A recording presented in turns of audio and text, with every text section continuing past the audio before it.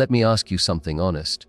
And I want you to really sit with this question before you answer it, even just inside your own heart. When was the last time someone asked how you were doing and actually waited for the answer? I mean, really waited. Not the polite kind, where they ask and then start talking about themselves before you even open your mouth. Not the rushed kind, where you say, fine, and both of you move on like nothing happened. I mean someone who looked you in the eyes, or sat across from you, and genuinely wanted to know what was living inside you. For many of you, you're struggling to remember, and that silence, that struggle, tells me everything I need to know about where you are right now. You've spent most of your life being available for your children, available for your spouse, available for your friends, your neighbors, your co-workers, your church, your community. You showed up when people called. You answered when people needed. You gave when people asked. And you did it because you're a good person. You did it because it matters to you to be someone others can count on. There's nothing wrong with that. In fact, that is one of the most beautiful things about you. But somewhere along the way, and I want you to hear this gently, because I say it with great respect, somewhere along the way, you started disappearing inside all of that giving. You became so available to everyone else that you became unavailable to yourself. And now here you are. Maybe the children are grown. Maybe the career is behind you. Maybe the house is quieter than it used to be. Maybe the people you gave everything to have moved on with their own lives, as people do, as they should. And you're sitting in that quiet, and something feels off. Something feels unfinished. Not in a dramatic way, not in a way you'd necessarily say out loud, but in a quiet, persistent way. Like a room in your house that you've never opened the door to. You know it's there. You walk past it every day, and you've never gone in. That room is you. The great psychologist Carl Jung, and I don't say this to impress you with a name. I say it because the man understood something deeply true about human beings. He believed that the second half of life is not meant to be a continuation of the first half. It's meant to be a transformation, a turning inward. He called it individuation. But I'm not going to use that word again, because what it really means is simply this: at some point in your life, you are called to stop performing and start becoming. And most people never answer that call. They keep performing, they keep doing, they keep being available, because being available feels safe, it feels virtuous, it feels like love, and stopping feels selfish.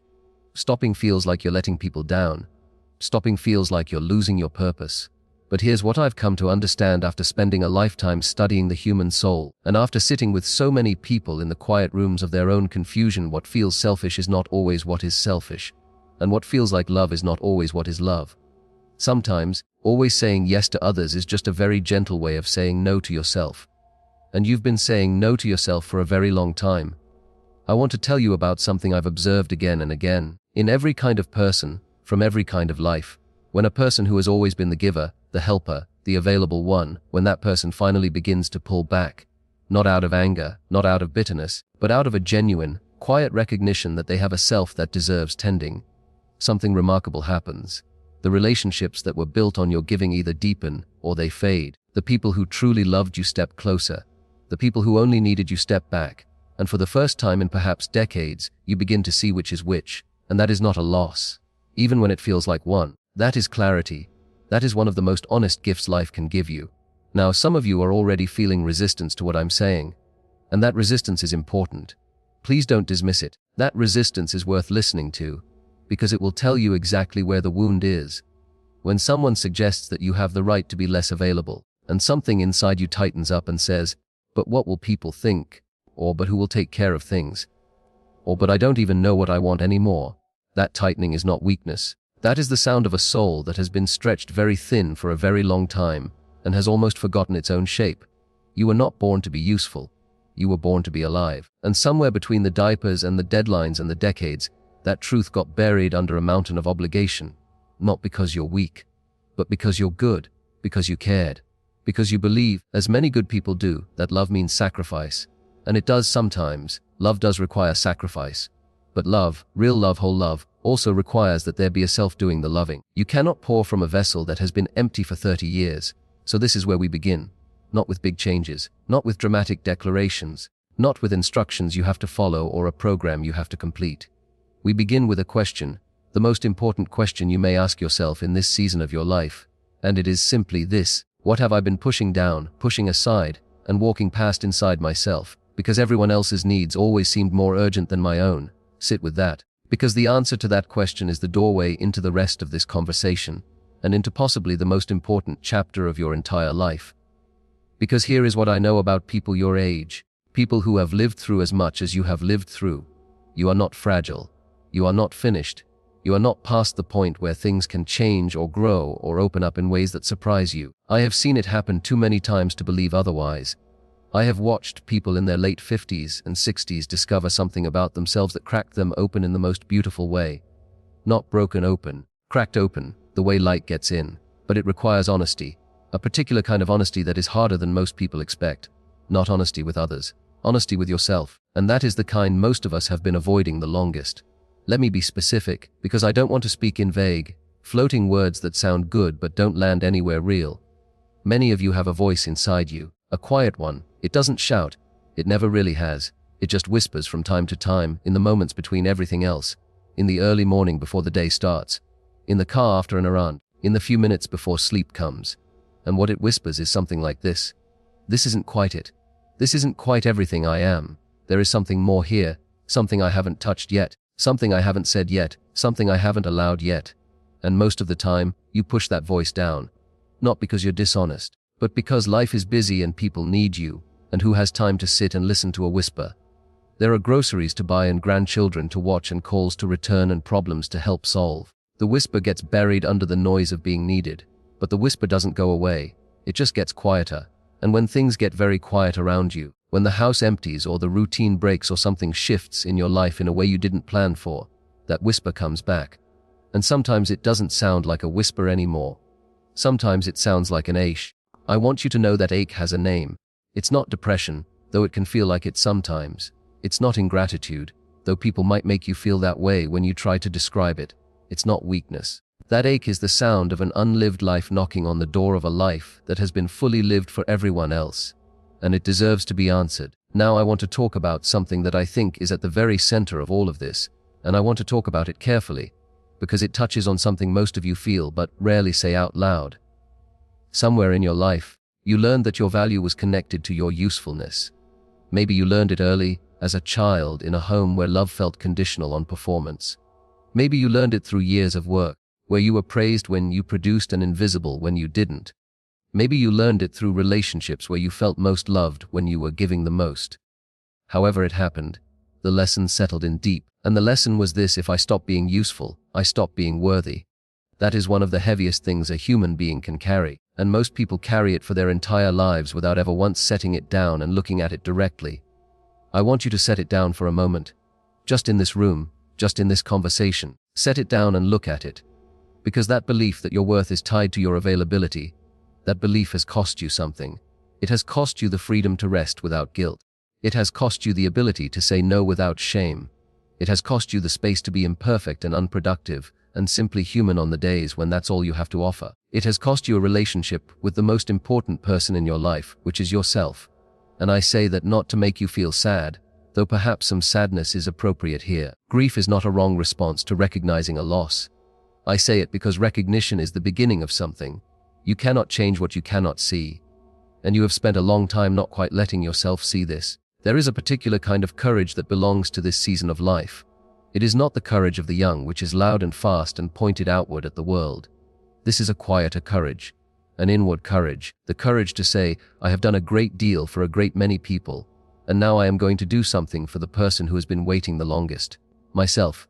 That is not selfishness. Let me say that again, because some of you heard it wrong the first time. That is not selfishness. Selfishness is taking from others what they need so that you can have more. What I'm describing is something entirely different. It is the act of returning to yourself, of coming home to who you actually are underneath all the roles you have played: the parent, the provider, the fixer, the strong one, the one who holds it all together. Those roles are real. They mattered. They cost you something and they gave something too, and there is no need to diminish any of it. But you are not only those roles. You were someone before them, and you are someone beyond them, and that someone has been patient, remarkably patient, and that someone is still there, still waiting, still carrying the quiet weight of everything you haven't yet let yourself be. And this is where something begins to shift.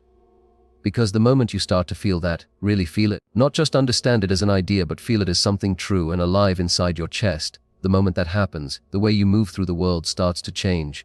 Quietly at first, almost invisibly, but it changes. I want to tell you about a woman I once knew.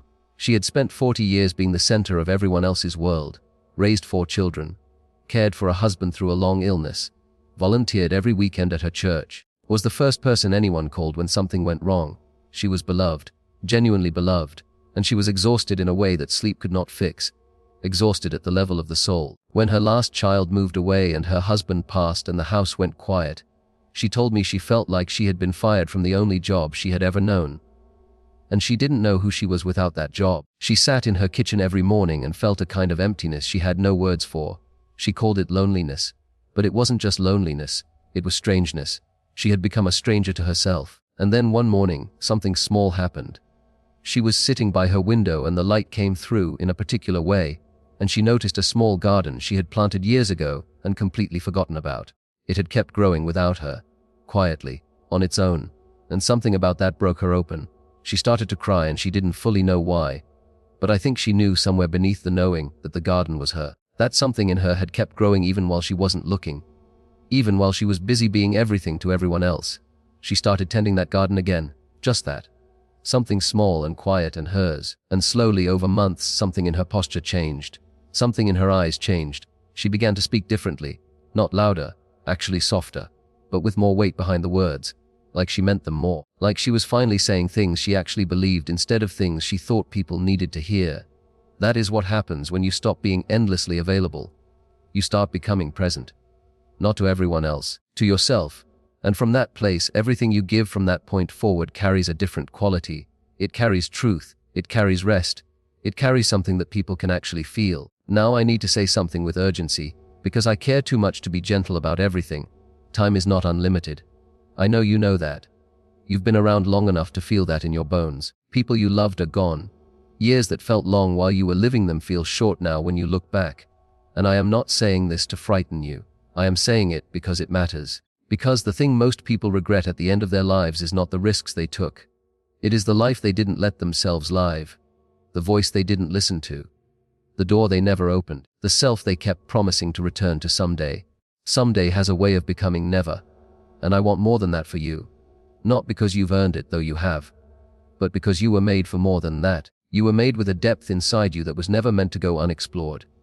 God did not place something living inside you just for it to remain buried under decades of obligation. That depth, that inner world, that quiet voice, that is not an accident. That is not a distraction. That is an invitation. And the question that is sitting in front of you right now, in this moment, is whether you are finally ready to accept that invitation. Because I believe you are. I believe something in you brought you to this moment. Not by accident. Not by coincidence. You don't stumble into conversations like this one. You are led to them. And the fact that you're still listening, still here, still leaning in, that tells me something important about you. It tells me your heart is still open. And an open heart is all God has ever needed to work with. But I want to talk about something that blocks that openness. Something that sits between you and the life that is still waiting for you. And it is something most people your age carry, quietly, heavily, without ever fully naming it. It is unforgiveness. Not always toward other people. Sometimes, yes, there are people in your past who hurt you. People who left when they should have stayed. People who took more than they gave. People who said things that lodged themselves in you like splinters and never quite came out. And you've carried those hurts for years, maybe decades, tucked away in a place you don't look at too often, because when you do, it still stings. But the unforgiveness I want to speak about most tenderly right now is the kind you carry toward yourself. Because I have sat with enough people in enough quiet rooms to know that the heaviest burden most good people carry is not what others did to them. It is what they cannot forgive themselves for. The mistakes they made as a parent. The years they wasted. The words they said that they cannot take back. The love they didn't give when they had the chance. The faith they let go cold during a hard season. The person they were in a chapter of their life that they are not proud of. You carry that. I can see it even from here. Not because you're weak, but because you're tender. Because it mattered to you. Because you are someone who actually cares about the kind of person you've been. And that tenderness is beautiful. But when it turns into a permanent sentence against yourself, it becomes a prison. And God never built a prison for you. That is not what He had in mind. I want you to hear this as clearly as I can say it. The life you lived before this moment is not the final word on who you are. Every chapter you're ashamed of, every season you'd rather not revisit, every version of yourself you've tried to hide, God has seen all of it. Every single moment. And He has not turned away. He has not crossed his arms. He has not kept a record to hold over you at the end. He is standing exactly where he has always been standing, with his arms open, waiting not for your perfection but for your return. That is not a small thing. That is everything. And repentance, real repentance, is not about punishing yourself. It is not about dragging yourself through the mud of your past again and again until somehow the pain feels like enough payment. Real repentance is simply turning around, turning your face back toward the light, saying, I know where I've been and I know what I've done and I am choosing, today in this moment, to walk in a different direction. That's it. That is the whole movement. A turning, and some of you need to make that turn today, not tomorrow, not when things settle down, not when you feel ready, because that feeling may never come on its own. Today, in the quiet of wherever you are right now, with whatever mess is still on the floor of your life, you turn. Because here is what I know about God. From everything I have studied, and everything I have lived, and everything I have watched in the lives of real human beings who found their way back, He does not wait for you to clean yourself up before He lets you come home. The cleaning happens in the coming. The healing happens in the turning. The restoration begins the moment you stop running in the opposite direction and simply turn around and take one step toward Him. Just one step. That is all it takes to begin. And I want you to know something about that step. It does not have to be graceful. It does not have to be confident. It does not have to come with the right words or the right feelings or a heart that is fully sorted out. You can take that step while you are still crying. You can take it while you are still confused. You can take it while one part of you is still not sure. God has never once required certainty before extending grace. He only requires the willingness to move. So here is what I want to leave with you. Not as a preacher, not as a scholar, but as someone who has spent a lifetime watching human beings find their way back to themselves and back to God, and who has never once seen that journey be wasted. You are not too old for this. You are not too far gone. You are not too tired or too broken or too full of history for something new to grow in you. In fact, everything you have lived through, every hard year, every loss, every mistake, every long season of giving yourself away, all of it has been preparing the soil. And prepared soil is exactly where the most remarkable things grow. This is your season. Not the season of doing more. Not the season of proving yourself. Not the season of being available to everyone who reaches for you. This is the season of depth, of honesty, of coming home to the person God made before the world told you who to be, of stopping long enough to hear that quiet voice again and this time, choosing to listen. You have been faithful. You have been strong. You have carried things that would have broken others and you are still here, still standing, still breathing, still capable of feeling something when the truth is spoken plainly. That is not nothing. That is extraordinary. And now I am asking you, with everything in me, with all the warmth and all the firmness I can hold at the same time, to take what you have felt in this conversation and do something with it. Not tomorrow. Starting now. Starting in the next quiet moment you find yourself alone. Sit down, get still, and ask God one simple question. Ask Him, who did you make me to be, beyond everything I have done for everyone else? And then be still enough to listen for the answer. Because He will answer. He always answers the honest heart. And what He tells you will be worth every year of waiting. It will be worth every hard chapter you survived to get here. It will feel like coming home, because that is exactly what it is. You stopped being available to yourself for far too long. It is time to come back. It is time to open that door.